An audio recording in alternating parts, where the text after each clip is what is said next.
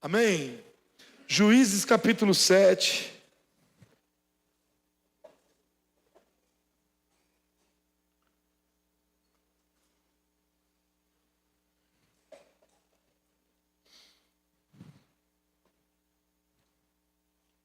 Quem achou diz amém? Você que não tem sua Bíblia aí com você, você pode acompanhar conosco ali no projetor. Os meninos da mídia fazem um excelente trabalho. Mas traga sua Bíblia. E acredito que dentro de 15 dias nós estaremos aqui com a nossa livraria aqui também, amém? Bíblias a preço praticamente de custo. Nós só iremos arredondar os valores para facilitação de troco. Nós teremos livros, já começou a chegar uma parte desse material. Nós teremos livros também, livros devocionais de autores sérios que nós conhecemos, livros que não são de alta ajuda, mas que vai cuidar da sua família, que vai cuidar da sua casa, da sua vida espiritual, que vai te ensinar um pouco sobre Deus, que vão te estimular a buscar cada vez mais o Senhor e aprender acerca dele, amém?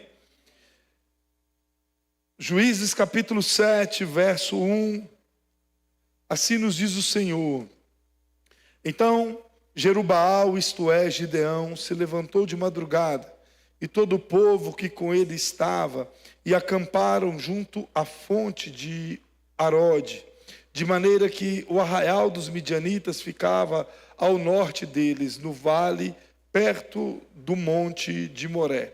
O Senhor disse a Gideão: é demais o povo que está com você, para eu entregar os midianitas nas suas mãos. Israel poderia se gloriar contra mim, dizendo: a minha própria mão me livrou. Portanto, anuncie ao povo o seguinte: quem estiver assustado e com medo, saia da região montanhosa de Gileade e volte para casa. Então 22.000 homens voltaram e 10.000 ficaram. Então o Senhor disse a Gideão: ainda há povo demais, faça-os descer até as águas, e ali eu os provarei para você. Aquele de quem eu disser, este irá com você, esse de fato irá com você. Porém, todo aquele de quem eu disser, este não irá com você, este não irá. Gideão fez com que os homens descessem até as águas. Então o Senhor lhe disse: todos que lamberem a água com a língua, como faz o cachorro, esses você deve pôr à parte, separando-os daqueles que se ajoelharam para beber. O número dos que lamberam, levando a mão à boca, foi de 300 homens. Todos os outros se ajoelharam para beber a água. Então o Senhor disse a Gideão: com esses 300 homens que lamberam a água, eu livrei vocês e entregarei os midianitas nas suas mãos. Diga a todos os outros que voltem para casa. Os 300 homens pegaram as provisões e as trombetas dos outros. Gideão mandou todos os homens de Israel, cada um à sua tenda, porém reteve consigo os 300 homens. O arraial dos midianitas esteve abaixo dele no vale. Naquela mesma noite o Senhor lhe disse: levante-se e ataque o arraial, porque eu entreguei nas suas mãos. Se você ainda estiver com medo de atacar, desça ao arraial com seu ajudante Pura e ouça o que eles dizem. Então você ganhará coragem e atacará o arraial. Gideão desceu até a vanguarda do arraial com seu ajudante Pura. Os midianitas, os amalequitas e todos os povos do Oriente cobriram o vale como uma nuvem de gafanhoto. Os camelos deles eram uma multidão inumerável, como a areia que está na praia do mar. Quando Gideão se aproximou, eis que certo homem estava contando um sonho ao seu amigo. Ele dizia: tive um sonho, eis que um pão de cevada vinha rolando dentro do arraial dos midianitas. Bateu contra a tenda, de maneira que essa caiu, se virou de cima para baixo e ficou estendida no chão. O amigo respondeu: isso não é outra coisa a não ser a espada de Gideão, filho de Joás, homem israelita. Deus entregou nas mãos dele os midianitas e todo esse arraial. Quando Gideão ouviu o relato desse sonho e o seu significado, adorou a Deus. voltou para o arraial de Israel e disse: levante-se, porque o Senhor entregou o arraial dos midianitas nas mãos de vocês. Então repartiu os 300 homens em 3 companhias e entregou cada homem uma trombeta e um cântaro vazio, com uma tocha dentro dele. E disse-lhe: olhe para mim e faça como eu fizer. Quando eu chegar às imediações do arraial, assim como eu fizer, faça você também. Quando eu tocar a trombeta, e todos os que comigo estiverem, então vocês também tocarão a trombeta ao redor de todo o arraial e dirão: pelo Senhor e por Gideão. Gideão e os 100 homens que estavam com ele chegaram às imediações do arraial por volta da meia-noite, pouco tempo após a troca das guardas. Tocaram as trombetas e quebraram os cântaros que tinham nas mãos. Assim, as 3 companhias tocaram as trombetas e despedaçaram os cântaros, seguravam a tocha na mão esquerda e a trombeta na mão direita e gritavam: uma espada pelo Senhor e por Gideão. E cada um permaneceu no seu lugar ao redor do arraial. Todo o exército dos midianitas começou a correr e gritar e a fugir. Ao soar das trombetas, o Senhor tornou a espada de um contra o outro, e isto em todo o arraial, que fugiu na direção de Zerara, até Bet-sita, até a divisa de Abel-meolá, perto de Tabate. Então, os homens de Israel, de Naphtali, de Azer e de todo Manassés foram convocados e perseguiram os midianitas. E Gideão enviou mensageiros a todas as montanhas de Efraim, dizendo: desçam para atacar os midianitas e impedir que eles passem pelas águas do Jordão até Bet-bara. Amém? Texto cumprido, mas bem dividido para nós entendermos um pouco do que o Senhor tem a nos dizer. Meus irmãos, o que eu acho mais interessante acerca de Deus é que nós temos o privilégio de o conhecer, de entender quem Deus é na nossa caminhada, na nossa vida, mas também olharmos para aquilo que Ele está nos ensinando através das Escrituras e colocarmos isso em prática nas nossas vidas. E como que eu digo sobre essa ideia de colocar isso em prática? Eu estou dizendo que o Senhor vai trazer situações que a Bíblia está dizendo para falar conosco nos nossos dias, para falar conosco na nossa caminhada, para falar conosco sobre os problemas que nós estamos enfrentando. Às vezes, nós estamos tão longe de Deus sem perceber que nós acabamos não conseguindo entender a voz de Deus. E assim nos tornamos cativeiros de nós mesmos, dos nossos pecados e às vezes até mesmo de outras pessoas. O que é certo é que uma das frases mais importantes que eu já ouvi é dizer que Jesus tem tudo aquilo que eu e você precisamos. Se você está passando por qualquer situação que você possa enfrentar, eu quero te dizer, Jesus tem a resposta para isso. Ele tem a cura para os seus problemas, Ele tem a direção que você precisa. Tanto é que o próprio João nos diz no Evangelho, no seu Evangelho, no capítulo 14, que Jesus é o caminho, a verdade e a vida. Ninguém chega ao Pai a não ser por Ele. Se nós estivermos nesse caminho, é óbvio que nós iremos continuar passando por dificuldades. Mas a nossa confiança estará tão completa em Deus, que em cada passo que nós dermos, nós encontraremos paz, direção e segurança. O Espírito Santo não nos deixa sozinhos. Só o fato de nós sabermos que Deus está em todos os lugares, isso envolve não somente o planeta Terra, mas o mundo inteiro, ou melhor, todo o universo, que Deus está além de tudo isso, já deveria ser motivo suficiente de conforto para o nosso coração, para que nós pudéssemos confiar no Senhor, para que a nossa vida estivesse debaixo da soberana mão do Senhor.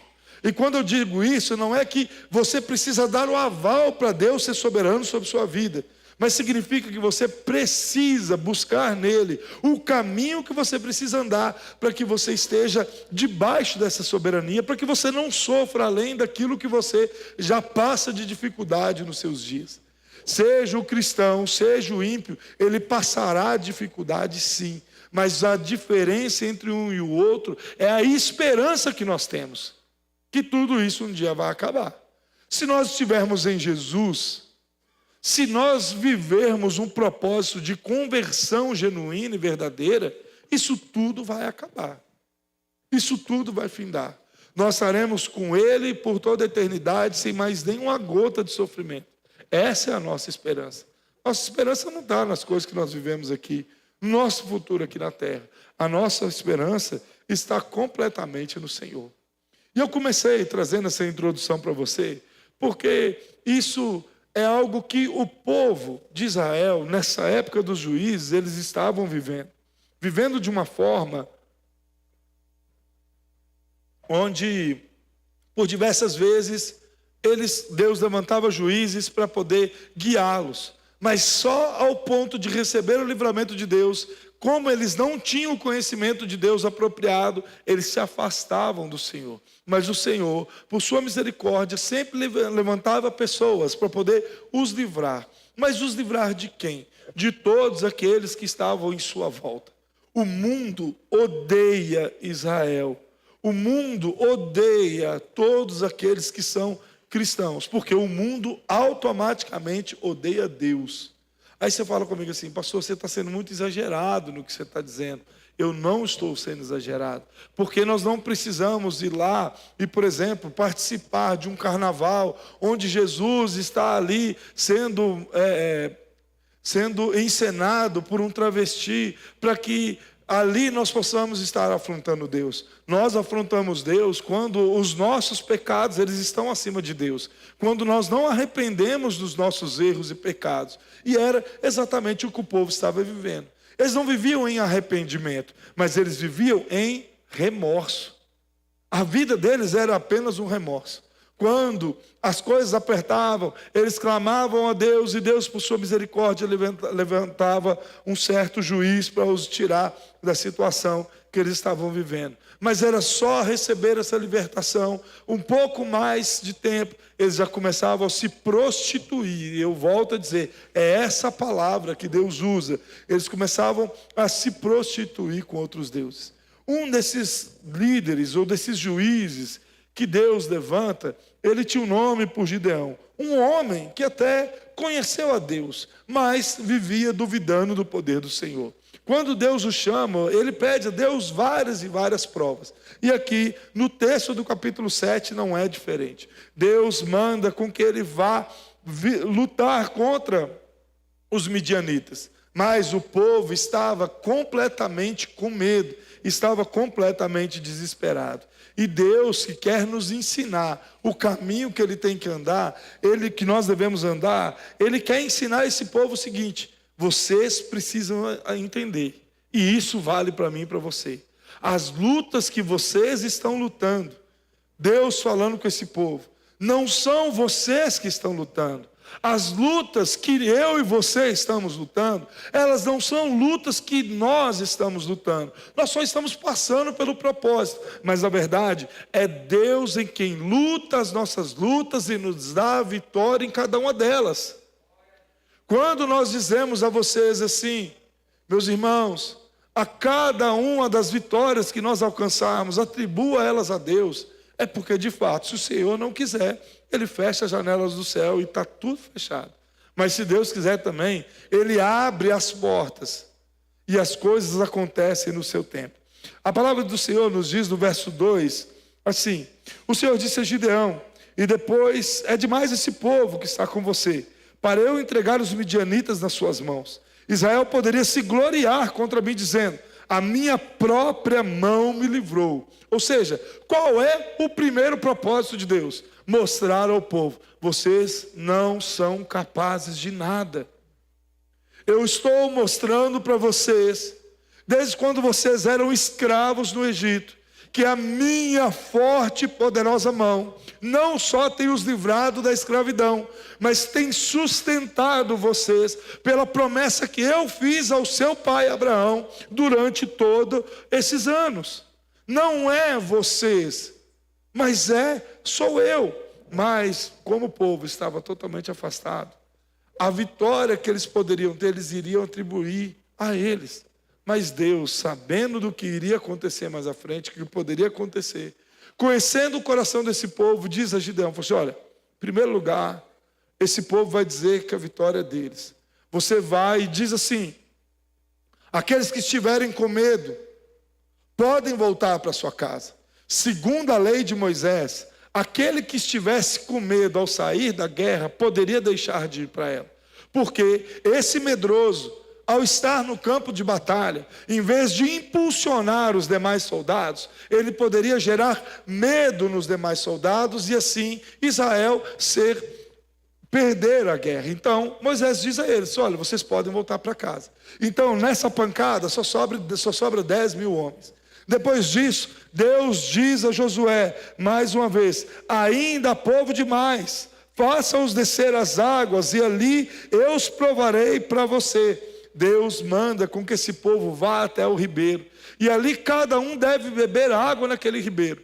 Uns se ajoelham e colocam o seu rosto naquele ribeiro que estava passando e bebem da água. Já outros, eles somente se ajoelham e com a mão eles trazem a água até a boca, lambendo essa água. Esse propósito desses 300 homens que levam a água até a boca ao se ajoelhar, era um propósito de ver quem de fato eram aqueles que estavam vigilantes. Pensa comigo. A Bíblia vai nos dizer, e eles sabiam disso, que o exército era numeroso como a areia do mar. Era muita gente. Era um exército que eles não poderiam contar. Contra 10 mil homens, porque 20 já tinham saído. E eles olham diante disso, eles deveriam estar de que forma? Completamente vigilantes. Porque diante da guerra, meu irmão, não tem acordo. Não é assim, olha, nós vamos nos enfrentar tal hora. Tanto é que Gideão enfrenta esse povo à meia-noite, durante a noite. Eles deveriam estar completamente vigilantes. Dentro de 10 mil, apenas 300 ficam vigilantes. E é com esses 300 que Gideão vai à guerra. Ao chegar nisso, como eu disse no início, Gideão era um homem que tinha muito medo. E buscava diversas provas com Deus. Não bastava somente aquilo que Deus havia dito aos seus antepassados. Já não bastava as provas que o próprio Gideão havia pedido. Ele pede mais uma prova e Deus concede ele. Antes Deus diz a ele assim, com esses 300 homens que lamberam a água, eu livrarei você e entregarei os midianitas nas suas mãos. Diga a todos os outros que voltem para casa. Ou seja, Gideão e mais 300 homens simplesmente vencem todo esse exército, porque nós já lemos isso e você já sabe. Mas, ainda mais coisas que nós precisamos entender nesse propósito.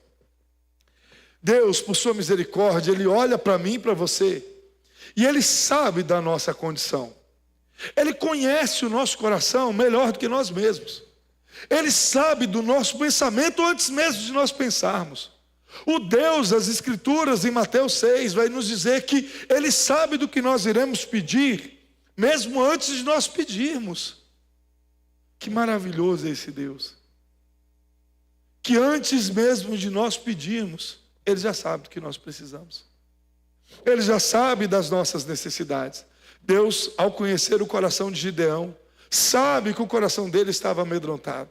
Porque ao olhar o exército, ele viu o seu exército completamente dizimado, ou por medo, ou por abstenção de Deus. Não era a confiança em Deus que estava habitando sobre o coração dele. Por mais que ele olhasse para a circunstância e soubesse que Deus era capaz de o livrar, ele não tinha fé suficiente para poder ir em diante sem antes pedir a Deus mais uma prova. E eu te pergunto, diante dos problemas que a vida nos oferece, diante das tentações que a vida oferece para mim e para você, você tem tido fé que o Senhor vai te livrar de todas elas? Que o Senhor vai te sustentar em meio ao deserto? Que diante da guerra travada da vida, porque nós estamos em guerra, você tem confiado que o Senhor tem lutado as suas batalhas? Ou você tem constantemente pedido provas a Deus, a fidelidade de Deus para a sua vida? Se tudo nos faltasse na vida, mas nós tivéssemos a convicção da nossa salvação, nós já teríamos tudo. Porque Jesus supriu aquilo que era a nossa maior necessidade básica, que é a salvação. Nós não poderíamos ser salvos. Da mesma forma que esses homens, com 300 homens, não poderiam vencer aquele exército sozinho. Aqui não tem Hollywood. Aqui não tem mitologia grega. Aqui tem o próprio Deus pelejando pelos seus. E é uma lição que o Senhor nos traz. Se nós estivermos em Deus, o Senhor pelejará por nós. O Senhor cuidará de nós. Na caminhada de Israel, em toda a sua caminhada, nós nunca ouvimos falar que Deus pelejou pelos filisteus. Nós nunca ouvimos falar que Deus pelejou pelos moabitas, pelos amonitas. Mas nós ouvimos, a mão do Senhor sustentou Israel em cada batalha que eles tiveram.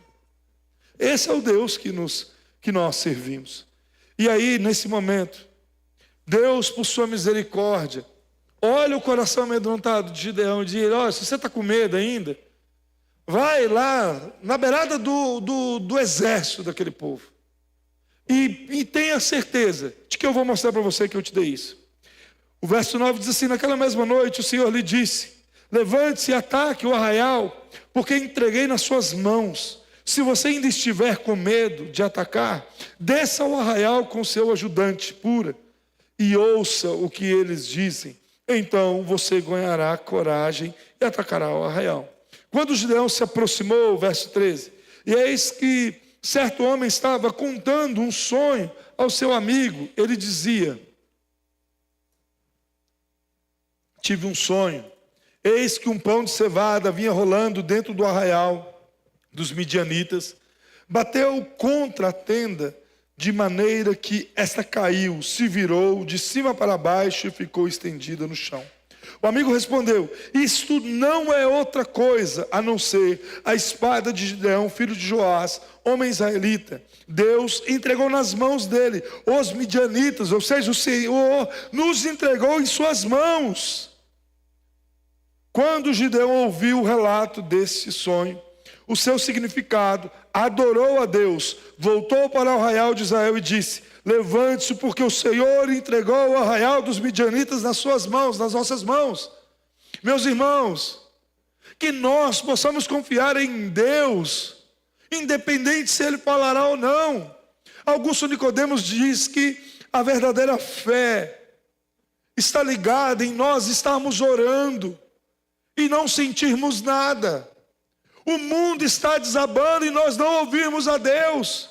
E mesmo assim nós continuarmos glorificando a Deus. Porque o Senhor não pode ser Deus somente por nos falar, mas por quem Ele é. Por isso nós não devemos buscar a Deus somente pelo livramento, somente pelo paraíso, como diz a canção, mas por Cristo, por quem Ele é, Senhor dos senhores, Rei dos reis, aquele que nos deu a vida, aquele que nos chamou, mesmo estando no lamaçal do pecado, aquele que com seu sangue nos purificou, aquele que com seu sacrifício nos chamou à eternidade. Aquele que não cobrou nada por isso, mas recebeu como recompensa a nossa ingratidão. Nós precisamos confiar em Deus, independente se Ele está gritando aos nossos ouvidos ou está completamente em silêncio. Eu sei que o rapaz diz isso. Gideão se enche de fé, porque a palavra de Deus gera fé nos nossos corações. Ele incentiva aqueles 300 homens. E a palavra do Senhor nos diz, no verso 17, parte B: quando eu chegar às imediações do arraial, assim como eu fizer, façam vocês também. Quando eu tocar a trombeta, e todos os que comigo estiverem, então vocês também tocarão a sua trombeta ao redor de todo o arraial e dirão: pelo Senhor e por Gideão. Gideão e os 100 homens que estavam com ele chegaram às imediações do arraial. Por volta da meia-noite, pouco tempo após a troca dos guardas, tocaram as trombetas e quebraram os cântaros que tinham nas mãos. Assim 3 companhias tocaram as trombetas e despedaçaram os cântaros. Seguravam a tocha na mão esquerda e a trombeta na mão direita e gritavam: uma espada pelo Senhor e por Gideão. E cada um permaneceu no seu lugar ao redor do arraial. Todo o exército dos midianitas, olha só o que acontece, começou a correr e gritar e a fugir. Ao soar das trombetas, o Senhor tornou a espada de um contra o outro, e isso todo o arraial que fugiu na direção de Zerera até Betsita, até a divisa de Abel Meolá, perto de Tabate. Em primeiro lugar, não se guerreia com um cântaro, não se guerreia com uma trombeta em suas mãos, se guerreia com espada, com armas bélicas. Esses homens, apenas ao jogar esses jarros no chão, esses cântaros, que provavelmente eram jarros de barro no chão, e despedaçar e tocar essas trombetas e gritar por Deus e por Gideão, o Senhor fez uma confusão no exército inimigo, e eles não precisaram levantar uma espada sequer para guerrear. O Senhor confundiu os inimigos a ponto deles se matarem entre si, porque o Senhor é quem luta as nossas lutas. A principal lição que o Senhor quer nos ensinar hoje não é que Deus irá trazer um exército dos Estados Unidos para invadir o Brasil e nós iremos ter que guerrear. Não, não é nada disso. Não significa que pessoas irão na porta da sua casa, irão lutar contra você, não é isso.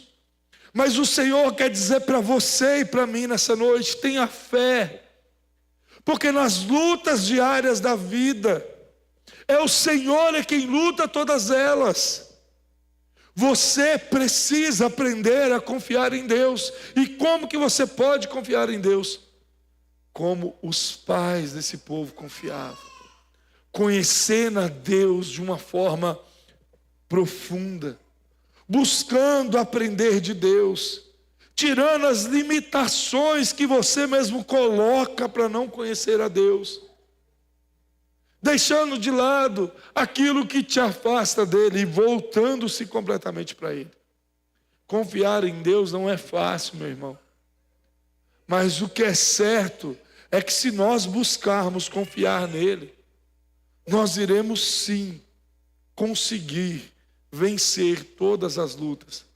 E isso é a palavra que o Senhor nos dá, porque nós somos mais que vencedores. Nós somos mais que vencedores não é porque nós temos um número infinito de vitórias, mas porque alguém já lutou as nossas lutas por nós. Alguém já venceu as nossas lutas por nós. Abraão não sabia que Deus iria preparar o cordeiro, mas Deus sabia. Você talvez não saiba como é o final do problema que você está vivendo, mas Deus já sabe. E por que você tem que passar? Porque você precisa saber. E não é porque Deus irá te revelar. Deus não vai levantar uma pessoa e falar para você: se eis que te digo que você vai fazer isso, isso. Não, o Senhor vai te fazer confiar na palavra dEle. O Senhor vai te confiar, fazer você confiar naquilo que Ele está te dizendo. O Senhor colocará pessoas ao seu lado para orar com você, para ajudar você na caminhada. Mas Ele vai te levar a um nível de intimidade com Ele, onde você confiará que as lutas que você tem lutado, elas não são nada mais, nada menos do que lutas já vencidas pelo Senhor. Mas eu quero te dizer mais uma coisa, antes de encerrar, que eu já estou encerrando. As lutas que são vencidas por Deus, elas algumas vezes, elas são pareadas com as nossas.